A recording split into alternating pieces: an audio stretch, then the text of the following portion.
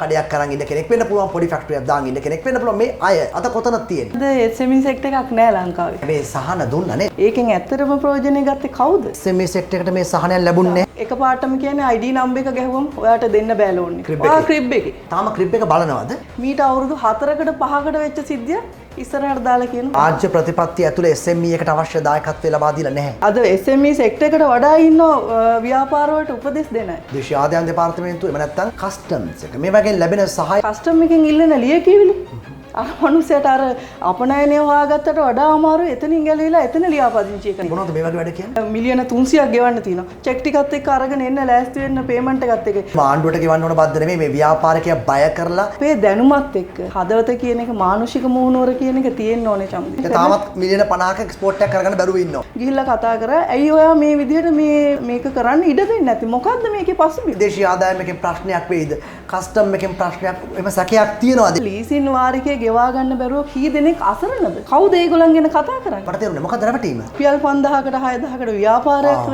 ලියාපදිංචි කරනවා කියන්නේ ගියාට පස්සේ වෙන කතාවක් ඉතින් හොඳයි නේ අඩුවට කරනවා නම් සාමාන්‍ය ගානටත් වඩා දෙගුණයක් ගෙවලා ඉවරලා නේ එළියට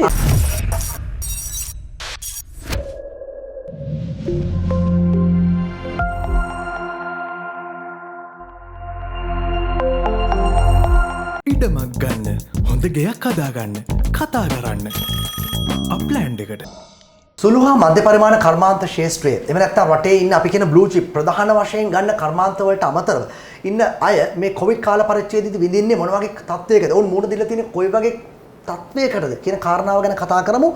ලංකාවේ ඉන්න ප්‍රධානතම බදු උපදේශිකාවරියක් ඒ වගේම වරලත් සමාගම් ලේකම්වරියක් දිල්හානි වීරරත්න සමග අපි කතා කරනවා. දිල්හානි මුලින්ම කියන්න SME සෙක්ටර් එක නැත්නම් සුළු හා මධ්‍යම පරිමාණ කර්මාන්තකරු ඒ ප්‍රධාන ආයතන 7 8 10 ඇරෙන්න ඉන්න අනිත් ඔක්කොම දෙනා කඩයක් කරන් ඉන්න කෙනෙක් වෙන්න පුළුවන් පොඩි ෆැක්ටරියක් දාන් ඉන්න කෙනෙක් වෙන්න පුළුවන් මේ අය SME සෙක්ටර් එක අද කොහොමද තියෙන්නේ අද කොතනද තියෙන්නේ ඇත්තටම චමුදිත මං හිතන්නේ අද SME සෙක්ටර් එකක් නෑ ලංකාවේ ඇත්තෙම නෑ ඇත්තෙම නෑ ඔබ වකීමක් ඇතුව කියනවා වගකීමක් ඇතුව කියනවා ඇත්තෙම නැද්ද සම්පූර්ණයෙන් නැත්තරම නැති කරලා දාලාද එහෙම එකක් කොහෙන්ද අපි හොයාගන්නේ SME සෙක්ටර් එකක් කියන්නේ සුළු හා මධ්‍ය පරිමාණ කර්මාන්තකරුවෝනේ එතකොට දැන් විශේෂයෙන්ම මේ කොවිඩ් එකේ හින්දා මේ මිනිස්සු පුදුම පීඩනයකට ලක් වුණා මොකද්ද වෙච්ච දේ මේ මිනිස්සුන්ට විශේෂයෙන්ම දැන් සුළු හා මධ්‍ය පරිමාණ කර්මාන්ත කියන්නේ මේ මිනිස්සු ජීවත් වෙන්නේ යවුන්ගේ ව්‍යාපාරෙන්නේ මහා ලොකු දෙයක් මේ මිනිස්සු උපයාගෙන නැහැ නේ. ඉතින් ඒ මිනිස්සු මේ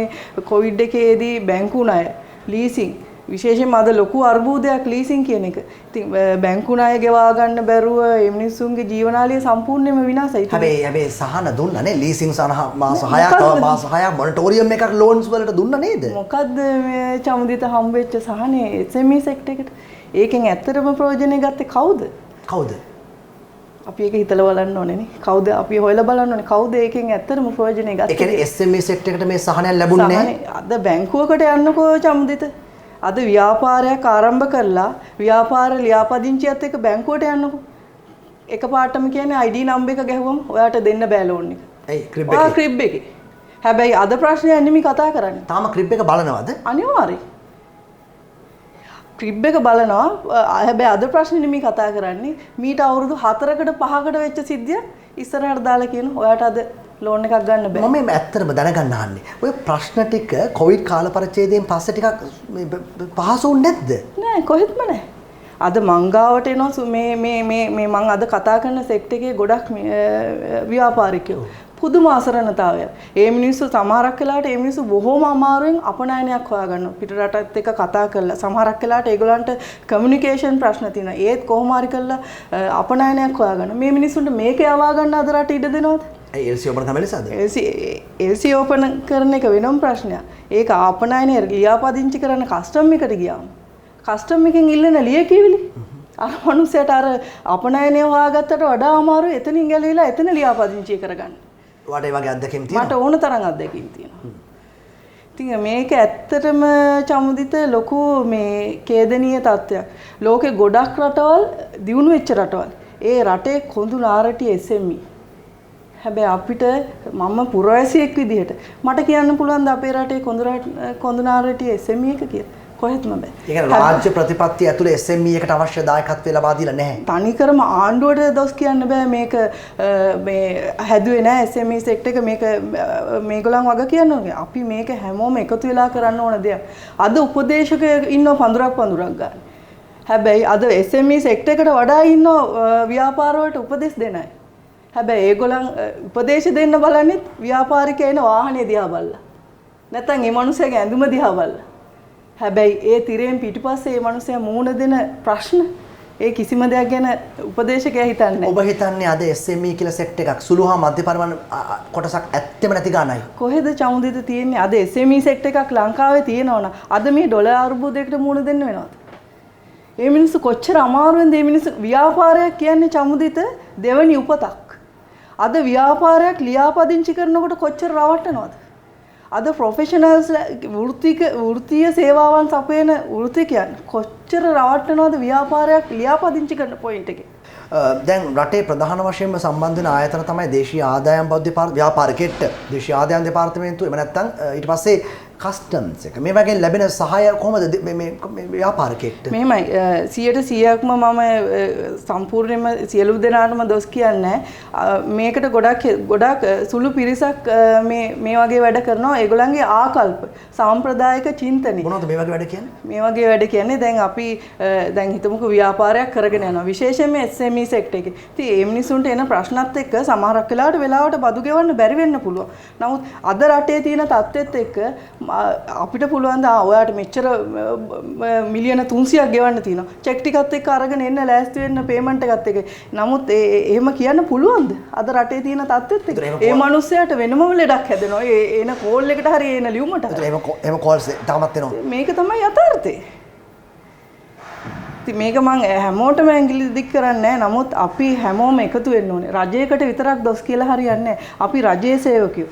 රජයේ සේවකයෝ විදිහට පෞද්ගලික අංශයේ දෙන සේවාවන් සපයන වෘත්තිකයන් විදිහට හැමෝම එකතු වෙලා මේ හරියට SME සෙක්ටර් එක ඉස්සරහට අරන් යන්න නැත්නම් ඔබ කියන්නේ මේ ওই මිලියන 300ක් එහෙම ඉල්ලලා බදු ගෙවන්න කියලා කෝල් එකක් එන්නේ. ඒ කියන්නේ මේ පැහැදිලිවම ආණ්ඩුවට ගෙවන්න ඕන බද්ද නෙමෙයි මේ ව්‍යාපාරිකයා බය කරලා ව්‍යාපාරය මොකක් හරි ඩීල් එකකට අත යටින් ගාණක් ගන්න. සමහරකට එහෙම වෙන්න පුළුවන්. සමහරක් වෙලාවට ව්‍යාපාරය ගැන හරියට අධ්‍යයනය නොකර ඔබ මෙච්චර බදු මුදලක් ගෙවන්න. ඔබ චෙක් ටික අරන් එන්න. හැබැයි අපි මම හැමතිස්සෙම කියනවා අපේ දැනුමත් එක්ක මේ හදවත කියන එක මානුෂික මුහුණුවර කියන එක තියෙන්න ඕනේ චම්දිත. අද භාණ්ඩයක් මොකක් හරි මිලක් මොකක් හරි ප්‍රශ්නයක් ආවොත් තියෙනවා මිල අධිකාරියක් තියෙනවා පාරිභෝගික අධිකාරියක් තියෙනවා. අද සේවාවන් සපයන වෘත්තිකයන්ගේ මිල හසුරුවීම පිළිබඳ කොහෙත්ම අධිකාරියක් නැහැ. ඔබ මට මේ සාකච්ඡාවට පෙර ආතුව කතා කරනකොට කිව්වා අර කස්ටම් එකේ මොකද්ද අලුත් නිලධාරියෙක් එක ඩොකියුමන්ට් එකක් මදි වෙලා ඔබ ගිහිල්ලා කතා මොකද්ද කරන්නේ? මම ගිහිල්ලා කතා කරා. ඇත්තටම මගේ සේවාදායකේ එයාගේ පළවෙනි එක්ස්පෝර්ට් එක මිලියන 50ක් ඒ එක්ස්පෝර්ට් එක පළවෙනි එක්ස්පෝර්ට් එක මේ වෙලාවේ රටේ ඩොලර් අල්බුදයක් තියෙනවා.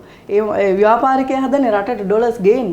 ඉතින් ඒ වෙලාවේදී මේ විශ්වවිද්‍යාලයෙන් අයින් වෙලා ලැබපු පත්වීම පොඩි දරුවෙක් අවුරුදු 27ක 28ක ගෑනු දරුවෙක්. ඉතින් මම ගිහිල්ලා කිව්වා දරුවෝ මේ ඔයා මොකද්ද මේ ඉල්ලන්නේ? මේ ඉල්ලන ලියකියවිල්ලේ පදනම මොකද්ද? එයා පදනමක් දන්නේ නැහැ. ඇයි මේක ඉල්ලන්නේ කියලා. එයා කරන්නේ නැහැ මේක ඕනෙමයි. කවුද මේක ඉල්ලුවේ? මේක ඉල්ලුවේ දේශීය ආදායම් දෙපාර්තමේන්තුව. ඉතින් මම ඒ වෙලාවේ ඇත්තටම දේශීය ආදායම් දෙපාර්තමේන්තුව උදව් කරා. ඒ අදාළ නීතියට අදාළ උසස්ම නිලධාරිනිය උදව් කරා. මේක එයාට පැහැදිලි කරා. මේක ඉල්ලන්න එපා. මේ මනුස්සයනේ මේ එක්ස්පෝර්ට් එක කරන්න උදව් කරන්න කියලා. ඒත් අපේ රටේ තියෙන අපේ මං හිතන්නේ අධ්‍යාපන ක්‍රමයේ වැරද්දක්. අපි අඩුම ගානේ අවුරුදු 10ක් 12ක් ඉස්කෝලේ යනවා. හැබැයි අපි කවදාකවත් චම්දිත අපිට පොඩි කාලේ අපි කියන්නේ නැහැ මම ව්‍යාපාරිකයෙක් වෙනවා කියලා. අපි කියන්නේ ડોක්ටර් කෙනෙක් වෙනවා, ලෝයර් කෙනෙක් වෙනවා. ඒ පොඩි කාලේ ඉඳන් අපේ චින්තනය හැදිලා තියෙන්නේ එහෙමයි. ඉතින් ව්‍යාපාරයකට ඇත්තටම ව්‍යාපාරයක් පටන් ගන්නවා කියන්නේම භාග්‍යයක්නේ. අද ලෝකේ තියෙන තත්ත්වය රටේ තියෙන තත්ත්වෙත් එක්ක. ඉතින් ඒ ළමයට පැහැදිලි කරලා දුන්නා. හැබැයි ඔබ කියන විතර ඔය තත්ත්වෙ උඩ ඊට පස්සේ බාරගත්තා පිළිගත්තද? එතෙන්දි පිළිගත්තා. ඊට පස්සේ පහුවෙන්ද මං හිතුවා මේ ළමයා මේක අවබෝධ කරගත්තා මේකට උදව් කරයි කියලා. පහුවෙන්ද මගේ කෙනෙක් යවපුවාම එයා ඒකට මේ කිව්වා මම මේ කරලා දෙන්න බෑ. ආයෙ අර ප්‍රශ්න මතු කරා. පස්සේ මම ගිහිල්ලා කතා කරා. ඇයි ඔයා මේ විදිහට මේක කරන්න ඉඩ දෙන්නේ නැති? මොකද්ද මේකේ පසුබිම. ඊට පස්සේ යකෝ දෙන්න බෑ මේක ඕනෙමයි කියලා. පස්සේ මම කෝ ඔයත් එක්ක මට තර්ක කරලා වැඩක් නෑ. ඔය පොඩි ළමෙක් මට වාගේ උසස් නිලධාරිය ගාවට මාව දාන්න කියලා. ඉතින් මම එතනට ගියාම එතුමාත් කිව්වේ මගේ සේවකේ ඇය ඉල්ලන ඉල්ලීම හරි ඒක ලබා දෙන්න නැතුව මේක යවන්න බෑ කියලා. අදටත් මගේ සේවාදායකයා ඒ අපනයනය කරගන්න බැරුව අදටත් ඉන්නවා. තාමත් මිලියන 50ක එක්ස්පෝර්ට් එකක් කරගන්න බැරුව ඉන්නවා. ඔව් අහනවා මොකද්ද මේ දිලානි මොකද්ද මේ රටේ තත්ත්වය? මම මෙහෙම රටකටද මම මේ කරන්නේ. ඉතින් මේ අද ගොඩක් මේ වගේ අය රටින් එළියට යනවා. සමහර දේවල් ඔබ කතා කරපු සමහර දේවල් සමහරට ඔබ විවෘතව කතා කරන්න බයයි. හෙටම අපිට හෙට ඉල්ලන දේශීය ආදායමකින් ප්‍රශ්නයක් වෙයිද? කස්ටම් එකකින් ප්‍රශ්නයක් එම සැකයක් තියනවාද? ඒ කියන්නේ අපිට පලිගනි මේ ආයතන අපිට ආයි බිස්නස් කරන්න දෙන එකක් නැහැ. ඒ බයකුත් තියනවාද? මෙහෙමයි චමුදිත. මගේ එහෙම බයක් නැහැ. නමුත් යථාර්ථයේ බොහොම සුළු පිරිසක් මේක හැමෝටම මට ඇඟිල්ල දික් කරන්න බෑ. බොහොම මානුෂික මූණුවරකින් මේ සේවාවන් සපයන නිලධාරීන් ඉන්නෝ නැත්තේ නෑ. ඒ කියන්නේ මේ රට ගැන දන්න හින්දා බයයි. මේ රට ගැන දන්න හින්දා බයයි.